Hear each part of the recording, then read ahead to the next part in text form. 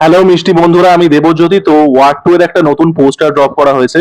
তো পোস্টারটা রিভিউ করব। দেখুন, পোস্টারটা না ভালো বা খারাপ না, পোস্টারটা এতটা জেনেরিক যে আপনি দেখে আপনার মনেই হবে এর আগে অন্তত 100টা সিনেমাতে আমি এই পোস্টারটা দেখেছি। ওয়াইআরএফ এর একটা জিনিস এই স্পাই ইউনিভার্সে কমন, সেটা হচ্ছে জেরক্স। জেরক্স মেশিন হচ্ছে এই ইউনিভার্সের নিক ফিউরি, ঠিক আছে? প্রত্যেকটা সিনেমাতে আসে।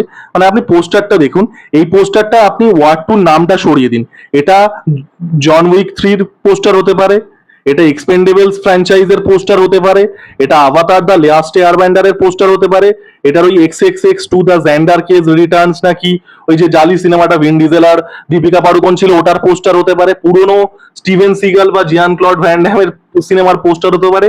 মানে আপনি এই পোস্টারটা অন্তত এর আগে হলিউডে কিছু না হলেও 100 বার দেখেছেন। মানে আমি 100 বার বোধহয় অনেক কম বলছি, it's a very modest figure.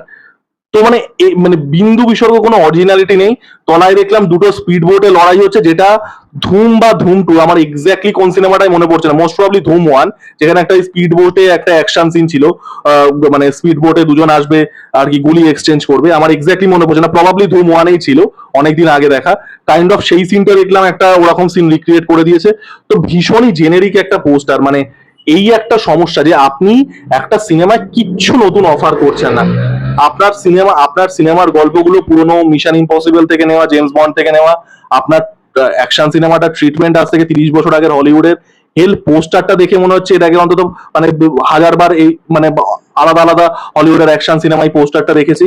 তো আমার অনেস্টলি বলছি, আমি ট্রেলারটার জন্য ওয়েট করে আছি, বাট ওয়ার্ড টু এর জন্য আমার কিন্তু এক্সপেকটেশন দিনে দিনে কমছে। তো আপনাদের পোস্টারটা কেমন লেগেছে জানাবেন। এরকম আমি শর্টস পেতে থাকলে আমার চ্যানেলটা সাবস্ক্রাইব করে দেবেন। টাটা।